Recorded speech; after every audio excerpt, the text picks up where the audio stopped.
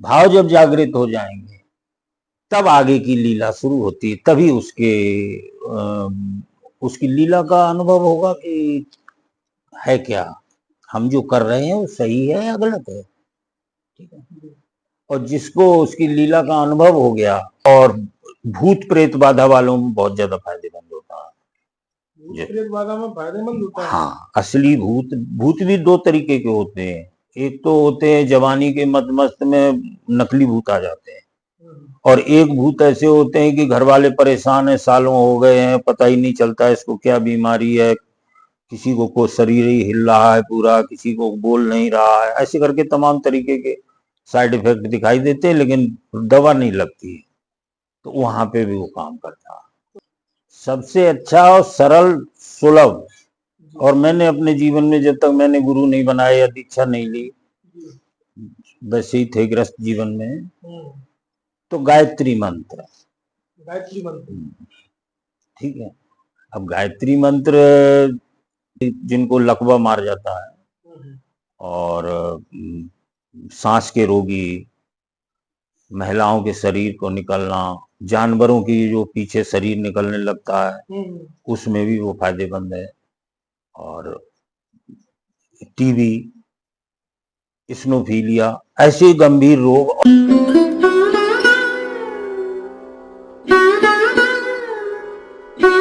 राधे राधे। आप सभी भक्तों का एक बार फिर स्वागत है संत यात्रा में। आज मैं आपको ब्रज में ही वास करने वाले एक और दिव्य संत के दर्शन कराने वाला हूँ। और बुजुर्ग मूर्ति हैं, और महाराज जी की जो विशेष बात है, आप सभी की जो समस्याएं हैं, मानव जीवन में जो समस्या रहती है मनुष्य जीवन में, उन्हीं समस्याओं का महाराज जी बहुत सुलभ रूप से समाधान करते हैं। और कई असाध्य रोगों का भी महाराज जी इलाज करते हैं, जैसा यहाँ पे ब्रजवासियों ने बताया था मुझे। और भी जो अलग स्तर की बीमारी हैं, उनमें भी महाराज जी का बहुत अच्छा यहाँ पे नाम है, जैसा मुझे ब्रजवासियों से पता चला है।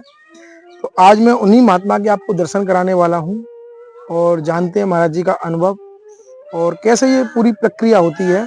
आज मेरे साथ देखेंगे आप संत यात्रा पर। आइए। राधे श्याम, राधे श्याम, जय हो।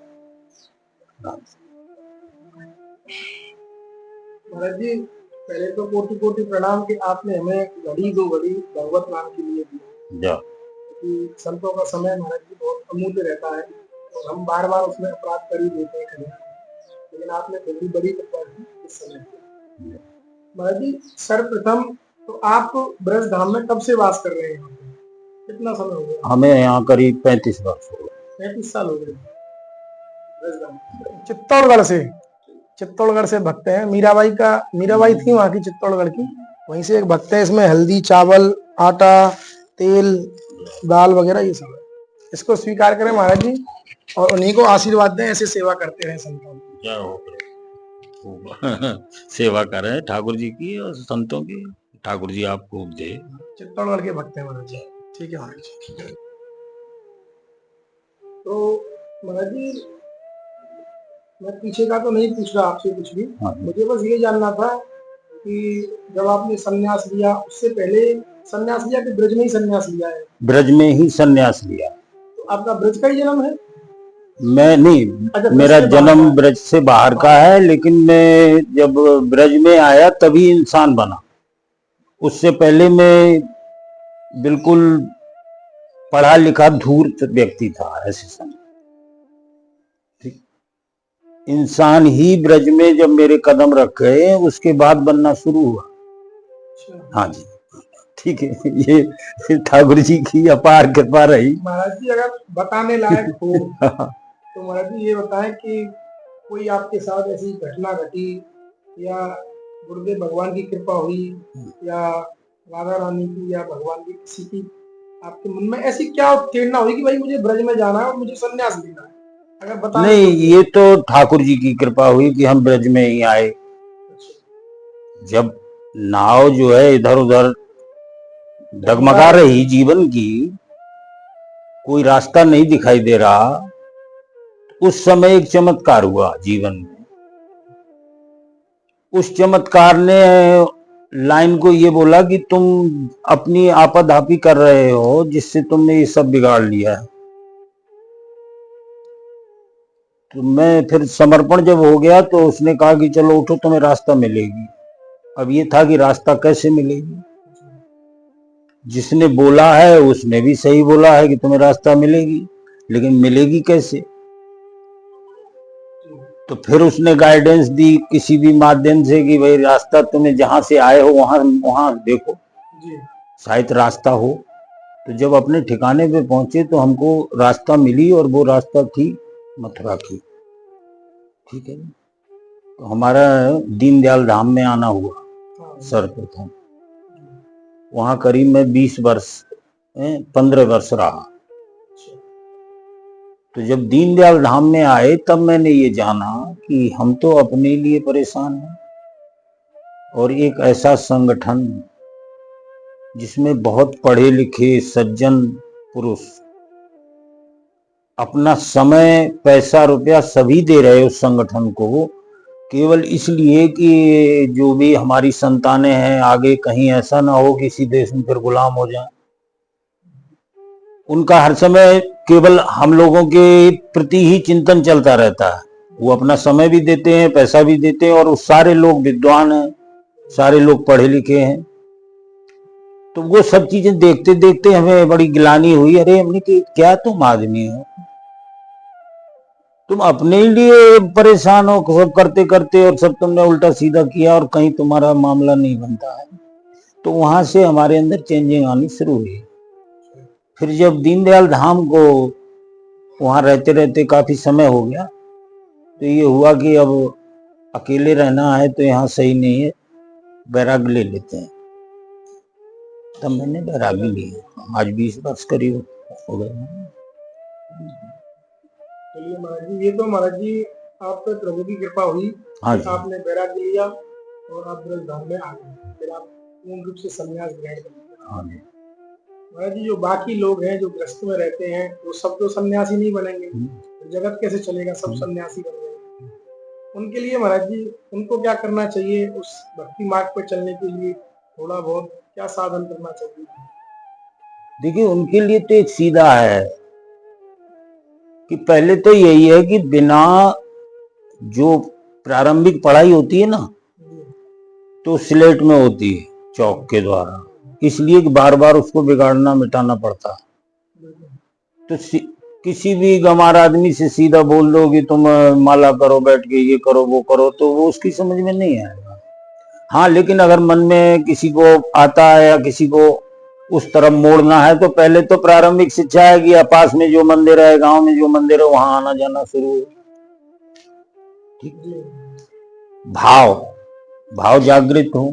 ठीक, भाव जब जागृत हो जाएंगे तब आगे की लीला शुरू होती है। तभी उसकी लीला का अनुभव होगा कि है क्या, हम जो कर रहे हैं वो सही है या गलत है। ठीक है, और जिसको उसकी लीला का अनुभव हो गया तो उसके तो फिर वो बल्ली बल्ले। ये है सब कहानी। ठीक, तो सबसे पहले उसको अपने आसपास जो मंदिर है उसमें मंदिर देवालय में भाव जागृत करना चाहिए। वहां जब जाएगा, साधुओं से बैठ के बात होगी, और जो लोग आते होंगे उनसे बात होगी, तब वो उन चीजों से परिचित होगा कि अच्छाई में क्या गुण है, ठाकुर जी की तरफ चलने में क्या गुण है, और बुरी तरफ चलने में क्या गुण है। भाई आप कहीं भी चलेंगे, एक रास्ता तो आप चुनेंगे ना। अब रास्ता दो ही है, अच्छा या बुरा। बुरे की तरफ ज्यादा ध्यान इसलिए जल्दी जाता है क्योंकि शराब जो है जल्दी नशा करती है, और दूध आप सालों पिएंगे उसके बाद कहीं जाकर के बल बढ़ेगा। तो आदमी और चाहे शराब पीते ही कौन है, चला आजा मार देंगे, उसमें तुरंत बल आ जाता है। तो शॉर्टकट आदमी चल रहा है, जो दुख का कारण है। उसमें कांटे भी लगेंगे, कंकड़ पत्थर भी चुभेंगे। ठीक है ना, शेर भालू भी कहीं से निकल सकता है झाड़ी से, और वो रोड से जाएंगे तो बिल्कुल गाड़ी अपनी मंजिल पे पहुंचेगी। तो इसलिए भाव जरूरी है। भाव नहीं होंगे, भाव पहले जागृत करने के लिए मंदिर देवालय, ये चीजें इसीलिए बनाई गई हमारे धर्म में। महाराज जी, जो ब्रज से बाहर निवास करते हैं या धार्मिक नगरी है उनसे बाहर निवास करते हैं, राधे। उन्होंने कोई गुरु नहीं बनाया है या नहीं बनाया, गुरु की प्राप्ति नहीं हो पाई है, तो वो परेशान रहते हैं कि हम कौन सा मंत्र जाप करें बिना गुरु के। काफी संत तो ये बोलते हैं कि गुरु मंत्र लेने से पहले आपका जो मंत्र है वो बेकारी है। काफी संतों का अपना अपना अनुभव रहता है। तो आपके अनुसार क्या जाप करना चाहिए उनको? देखिए, सबसे अच्छा और सरल सुलभ, और मैंने अपने जीवन में जब तक मैंने गुरु नहीं बनाया या दीक्षा नहीं ली, वैसे ही थे गृहस्थ जीवन में, तो गायत्री मंत्र। ठीक है। अब गायत्री मंत्र कहाँ तक सही है ये इस बारे में तो नहीं, लेकिन मैंने अपने जीवन में उसका ही सहारा लिया। ठीक है। हाँ, कि जब कहीं फंस गए मुसीबत में, अब क्या करोगे, तो वही अपने अच्छा और लाभ भी दिया। कोई ऐसा नहीं कि ऐसा हमें नुकसान किया हो। अब उसमें वेद, जो विद्वानों की बात है वो अलग है कि गायत्री मंत्र भी हर जगह नहीं बोलना चाहिए, हर जगह जप नहीं करना चाहिए, हर व्यक्ति को जप नहीं करना चाहिए। ठीक है ना, वो चीजें अलग हैं। लेकिन गायत्री मंत्र एक ऐसा है कि उसका इतना प्रचार हो गया है कि बच्चे बच्चे की जबान में है। किसी से भी और मंत्र पूछोगे नहीं तो बोल सकता है, लेकिन गायत्री मंत्र हर व्यक्ति बोल देगा। ठीक है। अब वो जब जबान में ही है, कोई मंत्र और याद नहीं है, तो उसी का सहारा लिया मैंने। तो उसमें हमने देखा कि काम भी, जब ठाकुर जी की पुकार करोगे तो सब सुनता ही है। देखो, ओम भूर्भुवस्सुः तत्सवितुर्वरेण्यं भर्गो देवस्य धीमहि धियो यो नः प्रचोदयात्। ये जो गायत्री तपोभूमि वाले श्री राम शर्मा जी जब तक थे, तब तक इनका प्रचार गांव-गांव और बहुत दूर तक हुआ है, बहुत दूर तक। आज भी इनकी प्रेस से जो किताबें छपती हैं, जाने कहाँ-कहाँ जाती है। पोस्ट ऑफिस केवल किताबों की वजह से इनके उसमें चलता है, तपोभूमि में। जी, गुरु की प्राप्ति कैसे संभव है? हमें कुछ करना पड़ेगा कि गुरु हमें स्वयं मिल जाएंगे? देखिए, जब चाह तब राह, जब चाह होगी तब राह अपने आप निकल आती है। उसमें कोई ज्यादा प्रयास नहीं करने पड़ता। प्रयास ना करें, मिल जाएंगे जब मिल हाँ, जाएंगे। जब आपकी चाह होगी कि नहीं अब हमें गुरु चाहिए, अपने आप ही आपके सामने आ जाएंगे। लीजिए, गुरु करे जान कर पानी पीकर छान के, इसका कैसे समाधान होगा? हाँ, गुरु की पहचान कैसे करेंगे महाराज जी? कुछ आपकी अपनी अनुभव से बताइए। ये शब्द आता है। हाँ, आता है। गुरु करे जान के तो पानी पीकर छान के, इसकी कैसे पहचान हो कि हम सद्गुरुदेव के साथ में हमारा मिलन हो रहा है?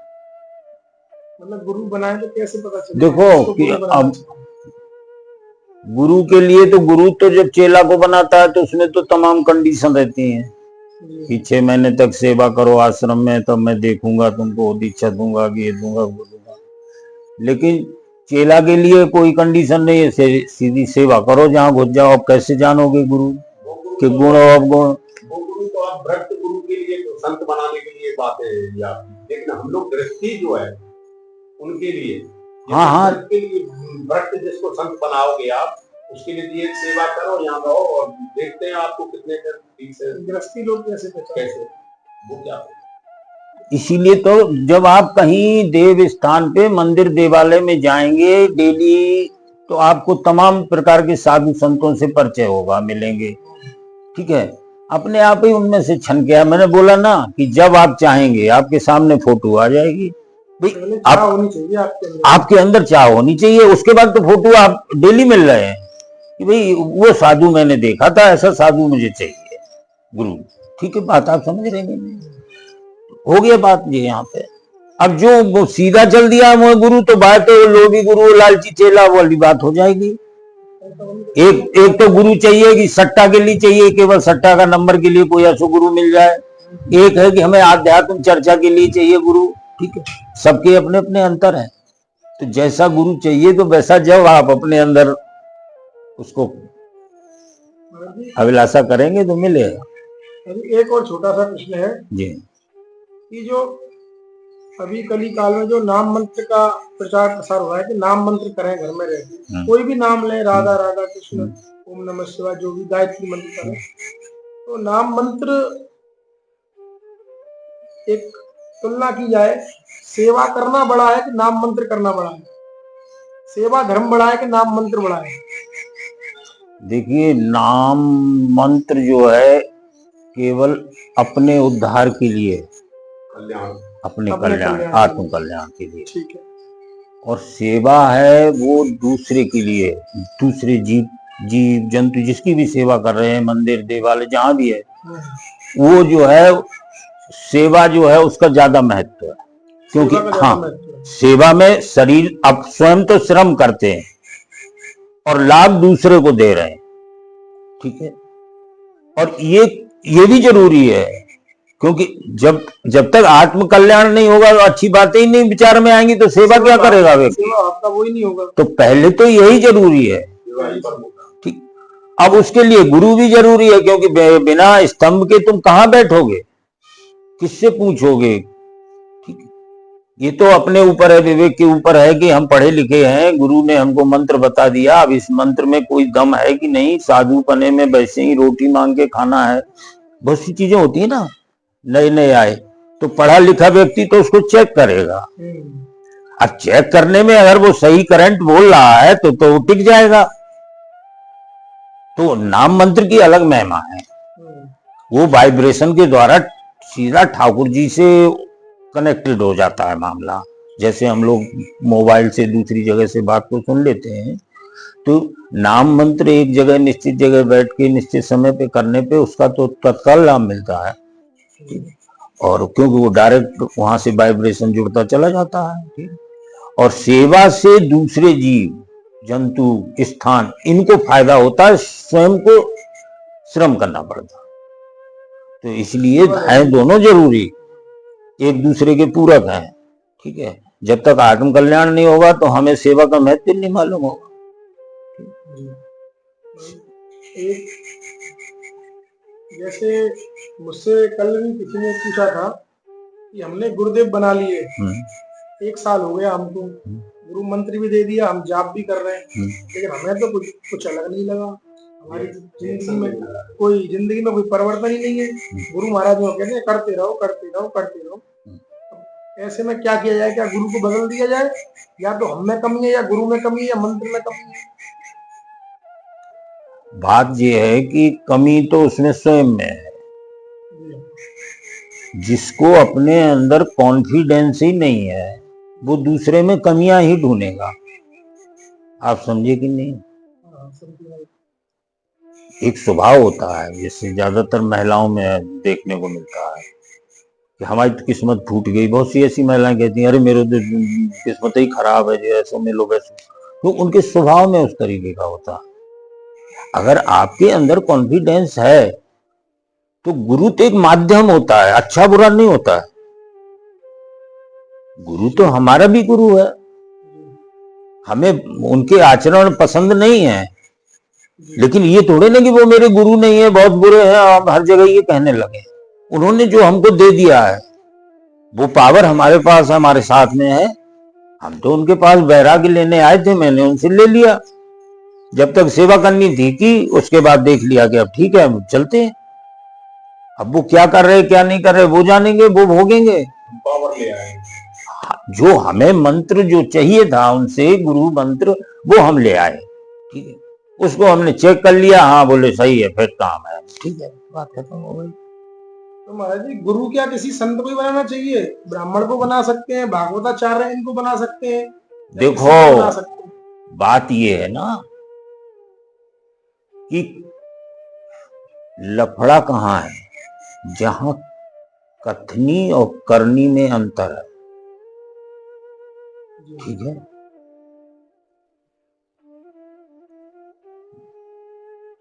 इस संसार से परे जिसने इसकी रचना की है वो कौन है? उसके शरण में जाने में क्या आनंद है, ये तो कोई व्यक्ति ही जान सकता है।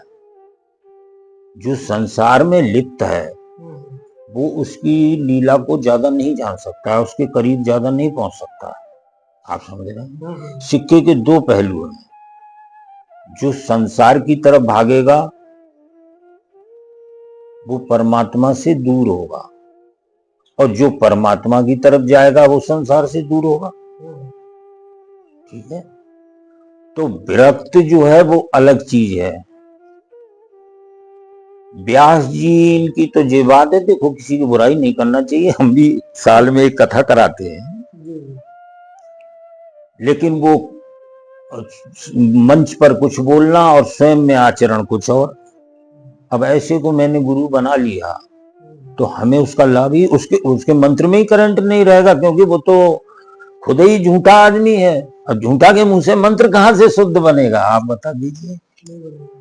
ठीक? हाँ, साधु हो, ब्राह्मण हो, क्षत्रिय हो, कोई भी हो, क्योंकि वो तो फिर उसका गोत्र ही नहीं रहता है अपना कोई भी। तो साधु की बात अलग है। साधु का मंत्र जो है वो क्या है, और उसमें अंतर एक और है, हम बताएं आपको।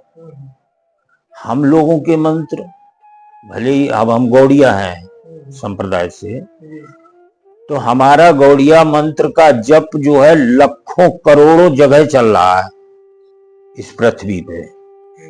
ठीक है? और हमारे बुजुर्ग, हमारे जो बाप दादे, मतलब हमारे गुरु, और हमारे गुरु से गुरु पहले, वो भी हमारी परंपरा में, हमारे परिवार में चलता चला आ रहा है, सिद्ध है। अब हम जिसको देंगे उसके पास भी वो सिद्ध ही मंत्र जाएगा। आप बात में समझ गए? क्योंकि वो एक पीढ़ी से चला आ रही है चीज, अब वो पीढ़ी में निरंतर चली आ रही है, उससे बंधी हुई है। तो इन चीजों का बड़ा अंतर रहता। महाराज जी, आप गुरु दीक्षा देते हो? देखो, मैंने जब तक गुरुजी के पास रहे तब तक तो मैंने किसी को इन लफड़ों में, क्यों, जो भी आता था बोलते थे गुरुजी के पास जाओ। गुरुजी को शौक भी है तो अपने अब देते हैं, लेकिन अब जब से यहाँ आ गए, अब यहाँ तो गांव है भाई, अब यहाँ के अकेला बंदे रहे, महाराज जी हो हमें गुरु बनाने घंटी दे दो, हाँ भाई आ जाओ, दे देंगे, तब से देने लगे। वही मैं जान रहा था, क्योंकि महाराज जी कुछ संत ये बोलते हैं कि जब तक गुरु जिंदे रहते हैं जब तक शिष्य चेला नहीं बना सकता, ऐसा सुना है मैंने। ना, ऐसा नहीं है। देखो, अब गुरु अगर बराबर के से ही है गुरु चेला, तो फिर क्या होगा?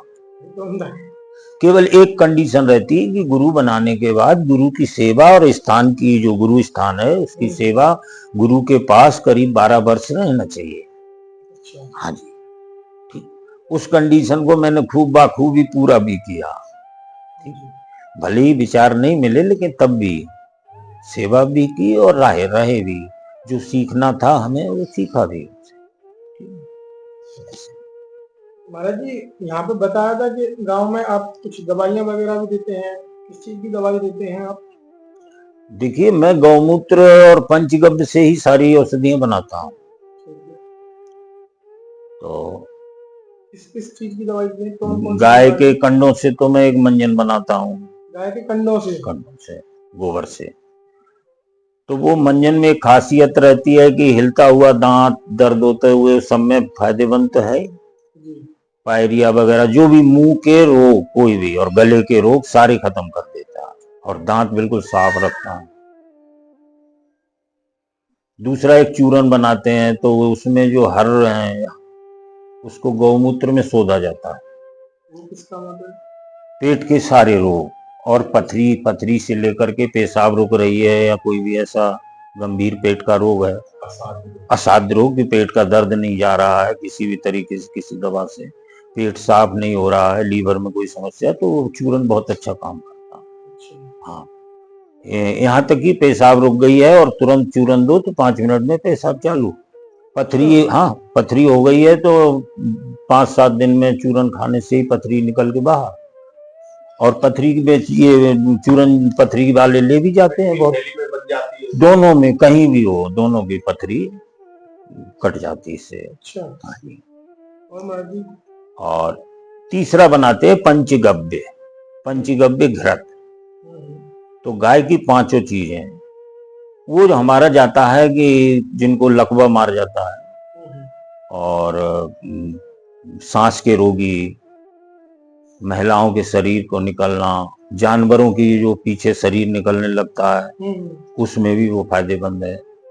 और टीबी, स्नोफीलिया, ऐसे गंभीर रोग और भूत प्रेत बाधा वालों में बहुत ज्यादा फायदेमंद होता है। प्रेत बाधा में फायदेमंद होता है। हाँ, असली भूत भी दो तरीके के होते हैं। एक तो होते हैं जवानी के मस्त में नकली भूत आ जाते हैं, और एक भूत ऐसे होते हैं कि घर वाले परेशान है, सालों हो गए हैं, पता ही नहीं चलता इसको क्या बीमारी है, किसी को शरीर ही हिल रहा है पूरा, किसी को बोल नहीं रहा है, ऐसे करके तमाम तरीके के साइड इफेक्ट दिखाई देते हैं, लेकिन दवा नहीं लगती है। तो वहां पे भी वो काम करता है। तो उसके लिए मरीज को यहीं आना होगा कि कैसे आप जाते हैं? ना, मैं कहीं जाता नहीं हूँ, क्योंकि हमारे पास टाइम भी नहीं रहता है, गैया भी है, स्थान है, फिर गाय दवा। तो हाँ, या फोन तो से बात हो जाती है। उस मरीज को लेके आना पड़ेगा जिसके ऐसा हाँ जी, कोई उसको लाना पड़ेगा। भूत वाले को तो निश्चय सामने देना पड़ता दवा, अगर घर में दी तो कहीं अगर वो निकल के भागता है तो दिक्कत होती मरीज को। उस समय यहाँ होने से या पास में होने से समझा देते पहले से ही कि भाई अभी जब ये निकलेगा इसके अंदर से तो इसको थोड़ी तकलीफ होगी, तो उस समय तुम लोग नहीं घबराना, नहीं तो घबरा जाओगे। ऐसे रहता है। तो किसी दिन भी आ सकते हैं महाराज? हाँ, किसी भी दिन यही रहते हैं। यही रहते हैं, किसी भी दिन आ सकते हैं।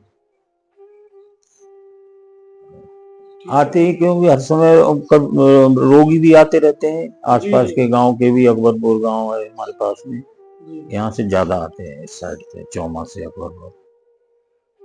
ठीक है भाई जी, ठीक है। आप सभी के प्रश्नों के उत्तर जानने का कोशिश किया है आज छोटा सा, और महाराज जी ने बताया जो असाध्य रोग है, और आप लोगों को भी फोन आते हैं बहुत मेरे पास भूत प्रेत ज्यादा वाले। महाराज जी ने बोल दिया कि हम भैया ऐसा कुछ करके देखते हैं, उसकी जानकारी आप स्क्रीन पे नंबर है, वहाँ से मुझसे प्राप्त कर सकते हैं।